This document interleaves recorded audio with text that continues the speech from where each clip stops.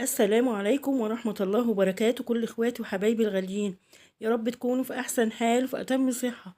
النهاردة ان شاء الله هعمل معاكم اكلة بقى حلوة قوي. انا واثقة ان شاء الله لما تجربوها بالطريقة دي هتعجبكم قوي وهتعتمدوها على طول. انا هعمل معاكم النهاردة كبد وقوانص، يعني هاتي نص كيلو بس واعمليه بالطريقة اللي هقولك عليها دي. ان شاء الله هتعجبكم، واكلة بتبقى موفرة ومشبعة. يعني نص كيلو هتعمليه هيقضي اليوم ويكفي معاكي أسرة من 4 5 أفراد. أول حاجة طبعا هنا هنقول بسم الله.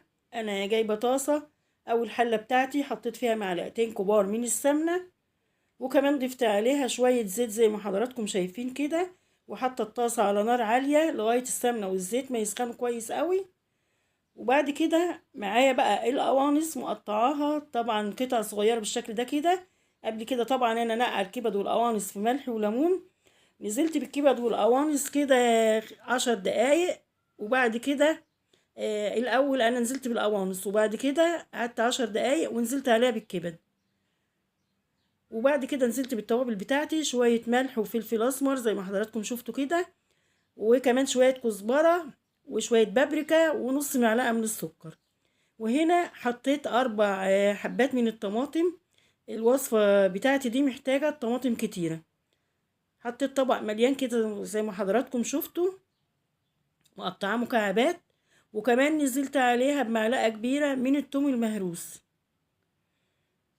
وهنا بقى كمان هضيف شوية مية عشان تساعد في تسوية الطماطم.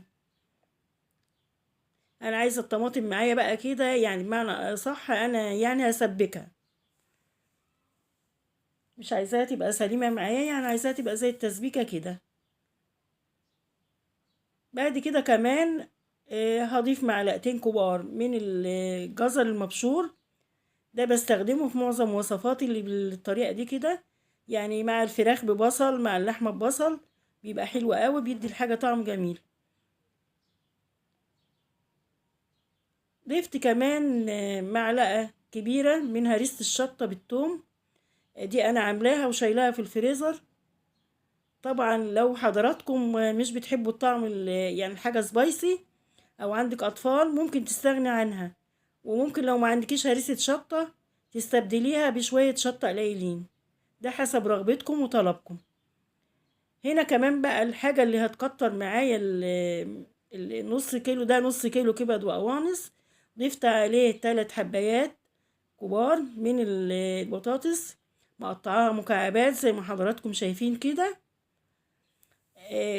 لو معاك كمية الكبد والقوانص كتيرة عن كده، عن نص كيلو، طبعا هتضيفي طماطم كتيرة شوية وكمان هتكتري البطاطس شوية.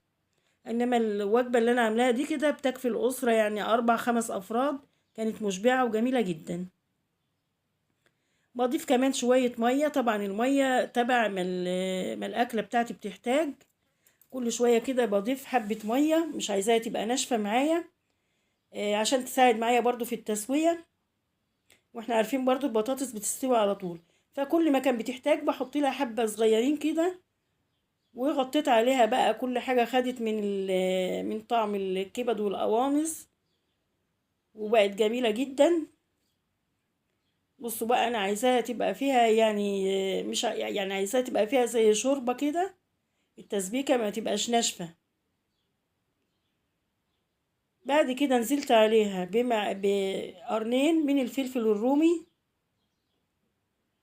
يعني قبل ما اطفي النار عليها ب5 دقايق بالظبط، لان انا عايزة الفلفل معايا يبقى سليم.